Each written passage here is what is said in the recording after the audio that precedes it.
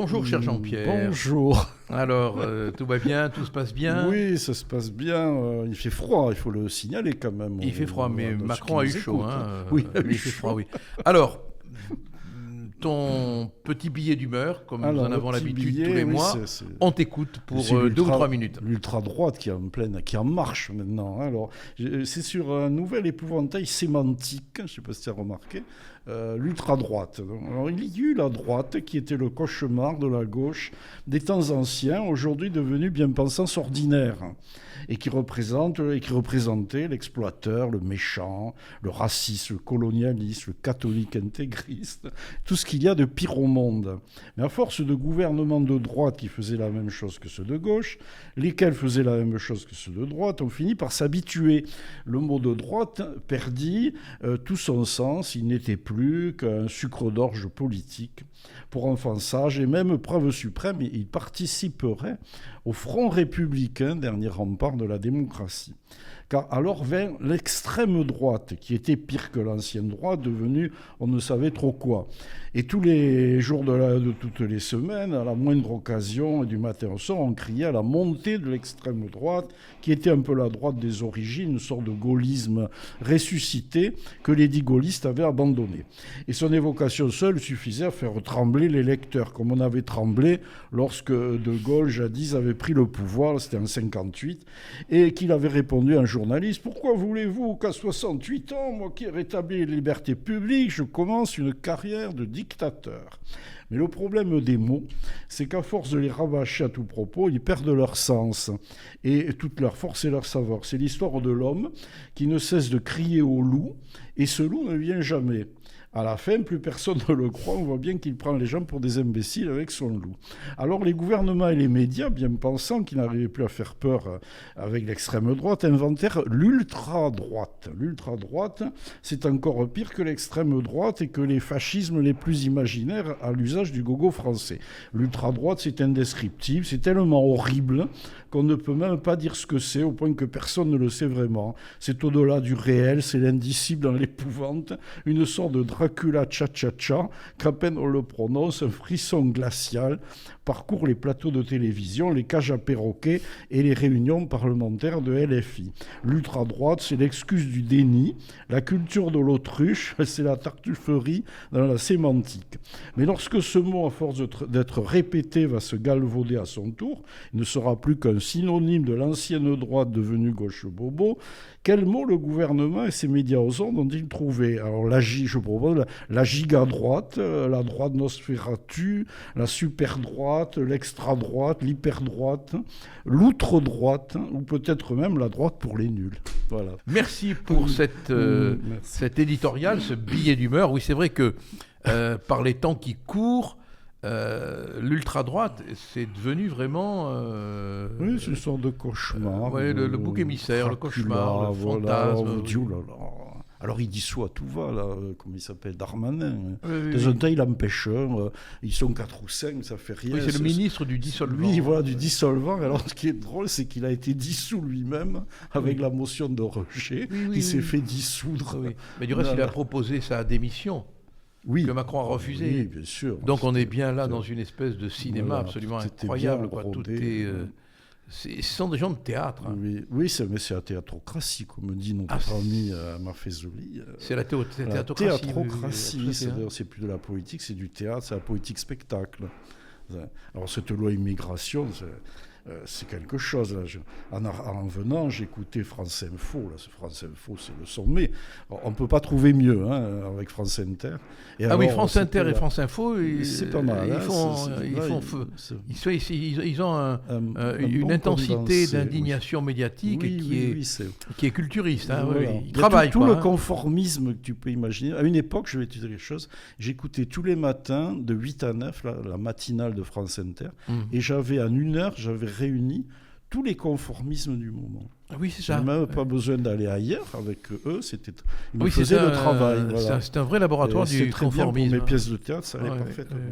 Alors, ça veut dire que cette espèce d'hystérie politique, parlementaire, constitutionnelle, présidentielle, législative, qu'a provoqué la loi sur l'immigration est complètement psychiatrique, parce que cette loi, elle ne comporte rien d'extraordinaire. Et par rapport à d'autres pays, on est bien en dessous de ce qu'on notamment pourrait la faire. Suède, je crois. Bien la évidemment. Suède qui a voté des lois. Mais on a vraiment l'impression que la gauche est réellement dans ce qu'un sociologue fort intelligent a appelé l'indignation de luxe. Oui. C'est-à-dire qu'ils ont vraiment besoin, pour exister, d'avoir un combat qu'on leur offre dans une espèce de prêt-à-porter intellectuel. Voilà, c'est exactement Alors là, ils étaient quand même en panne depuis un moment. Ils n'avaient pas grand-chose. Il manquait de matière. Il manquait de matière. Là, c'est reparti. Et là, ils ont trouvé quand même l'occasion. Tu as vu que Cantona et 150 personnes ont appelé Macron à ne pas promulguer la loi, c'est-à-dire à accomplir l'acte anti-républicain par définition. Antidémocratique. L'acte antidémocratique par définition, mais non, ils font ça tranquillement, parce que cette loi que les Français veulent, il ne faut quand même pas oublier que 7 Français sur 10 sont pour la préférence nationale. Que pratiquent du reste tous ces gens qui demandent à Macron de ne pas promulguer la loi.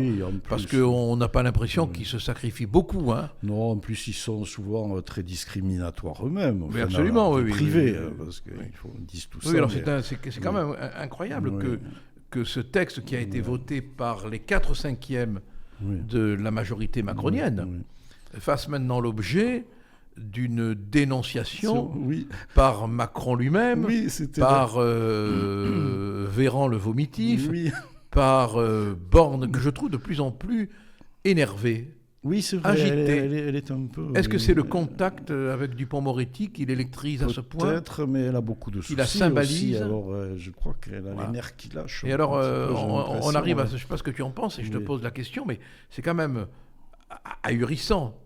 Tu me diras, on est tellement ahuri aujourd'hui qu'on n'arrive même plus à s'ahurir.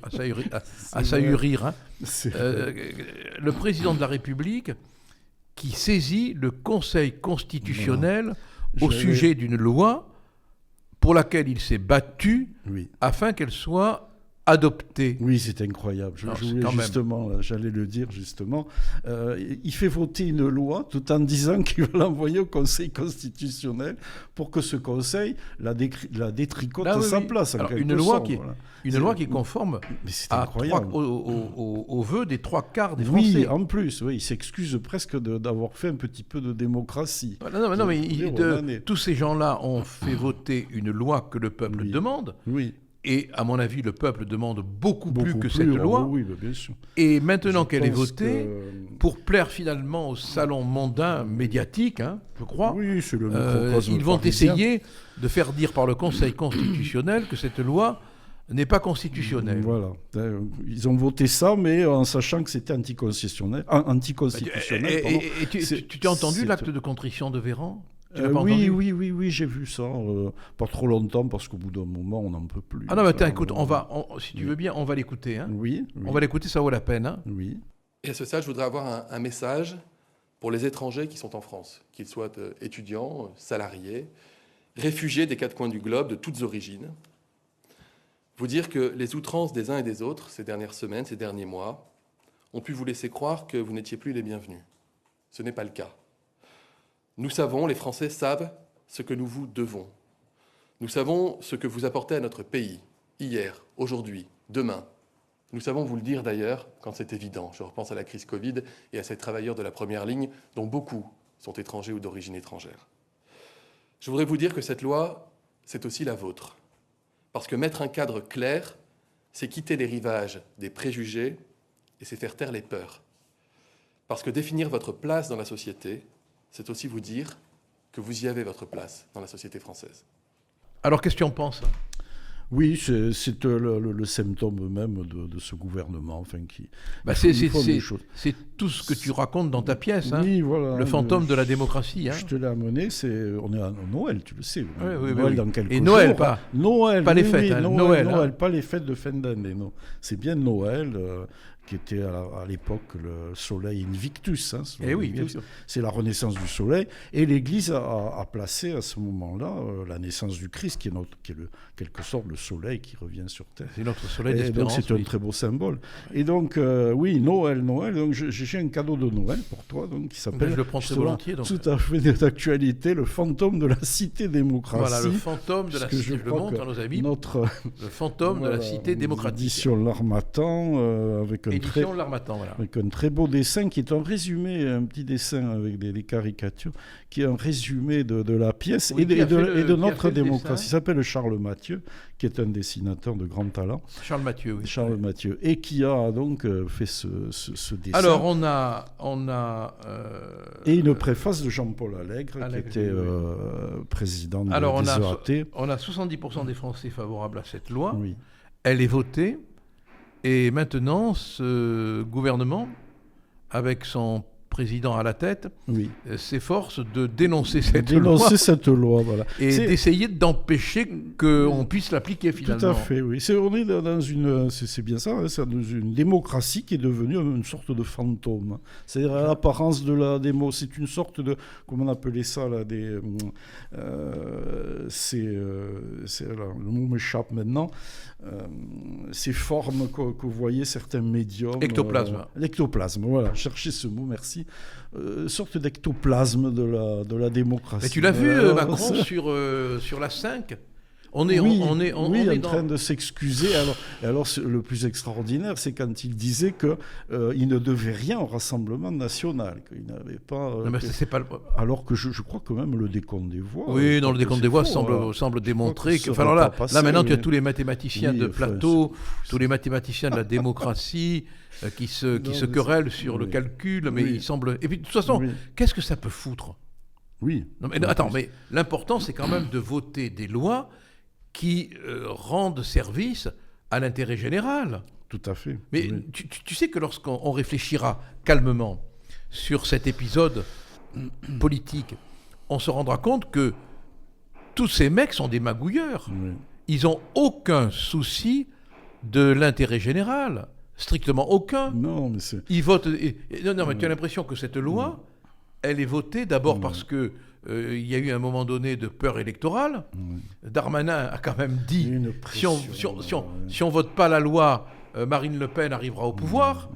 Et puis après cette espèce de peur électorale, ça ne doit rien au Rassemblement national. Que c'est grâce que c'est pas grâce au Rassemblement national que la loi a été votée. Et bon, elle arrivera au pouvoir, Marine Le Pen, parce que comme disait Lénine, quand on lui demandait comment il ferait pour arriver au pouvoir, il répondait, c'est pas la peine que je m'en occupe, mes adversaires s'en chargent. Voilà. Oui, voilà, c'est à peu près la même situation. Mais on a un gouvernement... Enfin, quand même, il y a un moment donné où je suis assez d'accord avec Macron, ça m'arrive rarement... C'est quand il a parlé de Depardieu. Je ne sais pas ce que tu en penses. Oui, c'est lancé sur Depardieu. C'est vrai qu'on assiste véritablement à une chasse à l'homme. Et moi, ce qui me choque, mais ce n'est pas que maintenant, ça fait des années, c'est comment les médias remplacent la justice de plus en plus. C'est-à-dire, on se demande à quoi servent les juges, pourquoi on a une justice en France, puisque tout est fait sur les plateaux de télévision. Alors on décrète qu'un tel est coupable, on le lynche carrément, comme ça se faisait dans des temps immémoriaux. C'est le droit médiéval. Voilà, donc bientôt on va ressortir le goudron et les plumes. C'était le pilori. Oui, voilà, le pilori. Alors, à quoi ça sert ? On exposait le condamné quand même à l'époque. Oui. À l'époque, il était condamné, ce qui n'est pas le cas maintenant, parce que maintenant... tu as droit au pilori avant d'être jugé. Voilà. À l'époque médiévale, le pilori, c'était une peine. Voilà. Donc il y avait eu quand même un examen par les juges. Même s'il y avait une erreur judiciaire, au moins il y a eu un procès. Alors que là, même pas.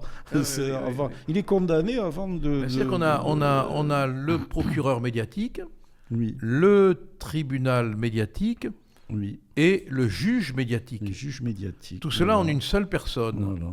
C'est incroyable, quoi. Oui. Ce matin, là, en arrivant, en venant, là, j'écoutais, je disais tout à l'heure France Info, il ne parlait que de ça, en dehors du projet loi immigration. Ah bon? Même plus bon projet, non, puisqu'il est passé, la loi immigration. Il ne parlait que de Depardieu. Il parlait aussi de Depardieu. Alors pareil, il se scandalisait que Macron ait osé le défendre. On n'a même pas le droit. Mais il ne s'agit pas de... Il ne s'agit pas de le défendre. Il ne s'agit pas de le défendre. Moi, voilà. Je ne te cacherai pas que j'ai été assez choqué quand j'ai entendu les propos qui... Mais une fois l'indignation émotionnelle passée, je me suis dit que peut-être qu'il était encore dans son rôle de comédien qui jouait les valseuses. Oui, c'est rappelle-toi, vrai, on a l'impression d'avoir affaire à des répliques très grossières, très crues des valseuses. Hein. Et puis, ce qui est agaçant chez ces gens qui tiennent les médias, tout ça, qui font partie de ce que j'appelle le microcosme parisien. Enfin, c'est un petit monde qui tourne en rond, qui ne connaît pas du tout le peuple en plus, parce que il faut quand même admettre une chose. Moi, toutes ces blagues salaces, toutes ces choses, on les entend, on les réentend en permanence. Alors, on peut les désapprouver, mais elles sont là. Et donc, Depardieu ne fait que répéter ce qu'on entend ici ou là. Voilà. Et ces gens se choquent, voilà. Mais qui descendent un peu dans ce peuple dont ils se présentent, dont ils se présentent des représentants. Le vrai problème, c'est que maintenant, la justice, elle se fait dans le tribunal médiatique, et ça c'est horrible. C'est horrible. Non, et malheureusement, la loi et les tribunaux n'ont pas été suffisamment fermes pour protéger la dignité de l'individu. Dignité, c'est un mot qui te parle, non? Oui, justement, oui. Alors, ce terme de dignité qui a été utilisé de manière de tartuffe récemment par le gouvernement. Tu sais, quand il y a eu ça il n'y a pas si longtemps que ça, déjà on n'en parle plus. C'est incroyable, ce malheureux gamin qui s'est fait poignarder à Crépol. Ouais. Et donc, après, alors on entend des bornes, Dupond-Moretti, Véran, enfin tous en train de dire « Ah, mais attention, il ne faut surtout pas en parler, il ne faut surtout pas protester, au nom de la dignité. » Alors, il fallait rester digne. Il ne fallait pas troubler le recueillement de la famille, le silence, ils appelaient au silence, et ils appelaient ça la dignité, c'est-à-dire que leur lâcheté, le fait de ne pas reconnaître leur responsabilité et celle de leurs prédécesseurs dans l'état de la France actuelle, où on voit des choses aberrantes comme ça, ça devenait de la dignité. Voilà, il fallait rester digne. C'est incroyable, la lâcheté devient dignité. Mais il y a quand même aujourd'hui une espèce de vol des mots. Oui. On utilise des mots qu'on détourne finalement de leur sens réel pour en faire des instruments de guerre politique. Tout à fait. Parce que tout se passe dans les médias. Donc ce sont des mots. Ce qu'on disait tout à l'heure avec l'ultra-droite. Alors voilà. Et maintenant, comme l'extrême droite, ça ne marche plus, et ben là, il y a l'ultra-droite. Après, qu'est-ce qu'il y aura? Je ne sais pas quel Dracula il va nous sortir. Mais que peut devenir un pays qui ne vit que sur les jeux de mots? Oui. Parce que... Les mots remplacent les actes. Oui, c'est ça. Non, mais qu'est-ce qu'on va devenir, quoi? On a l'impression qu'il n'y a plus de consistance. C'est Byzance, c'est Byzance, c'est la fin de Byzance. Oui. Quand ils avaient toutes les armées là, et qu'ils débattaient sur le sexe des anges, je crois, ou je ne sais plus. Les mots, voilà, on brasse des mots et puis on ne fait rien. C'est un peu cette loi immigration d'ailleurs qui est surtout un brassage de mots. Enfin, oui, alors que les gens n'en peuvent plus, quoi. Sont épuisés, sont fatigués. Après, qu'on soit pour ou qu'on soit contre, on peut vouloir de l'immigration à tout cas. Mais si on est démocrate, les Français ne veulent plus d'immigration actuellement, ils veulent une pause. Oui. On devrait respecter la démocratie, non, il faut à tout prix. Mais regarde la réaction des gens de gauche, socialistes, communistes, verts et compagnie, qui sont quand même, on ne peut plus minoritaires. Oui. D'un coup, ils se dressent comme si la démocratie était en péril. Voilà, c'est le théâtre permanent. C'est le théâtre il joue en permanence voilà, à la démocratie menacée. Voilà, alors qu'elle est un fantôme, là, comme on disait tout à l'heure.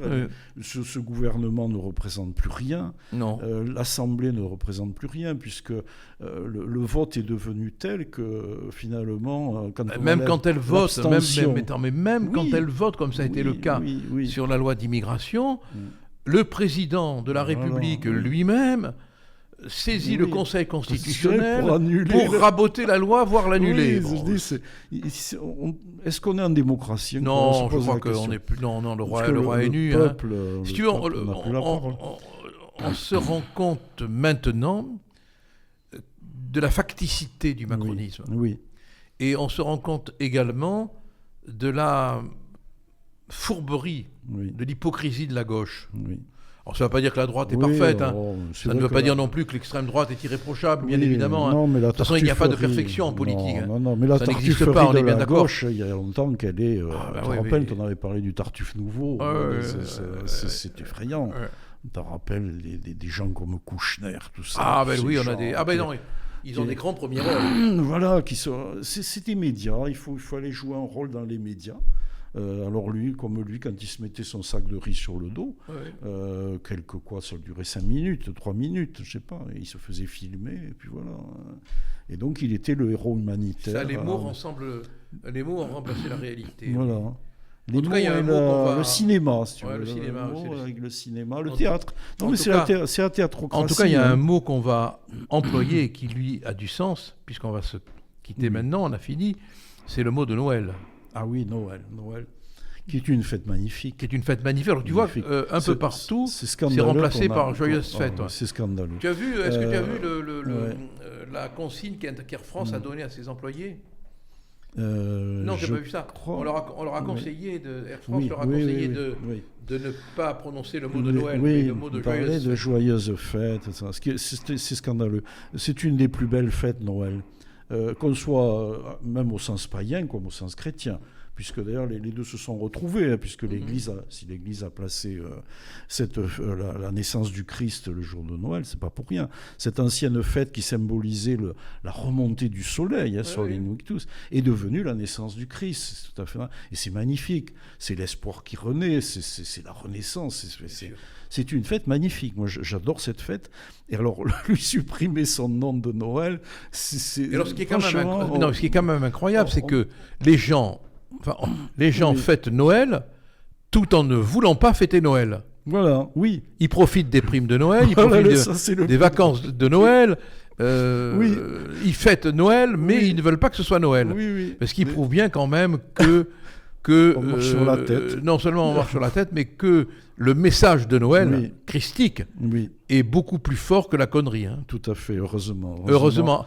Allez, on leur souhaite un joyeux Noël à nos amis. Christique, oui. Et d'ailleurs, à ce propos, on marche sur la tête, tu sais que je traversais là en venant nombreux villages, tu sais que les agriculteurs ont retourné les plats. Tu es au courant, voilà. Et je trouve que c'est une belle façon de dire qu'on marche sur la tête, à tout niveau. Mais les agriculteurs sont pleins de bon sens. Oui, voilà. Je te souhaite un joyeux Noël. Et moi aussi, et surtout pas de bonnes fêtes. Joyeux Noël. Et à tous nos amis un joyeux Noël. Voilà, joyeux Noël à tous.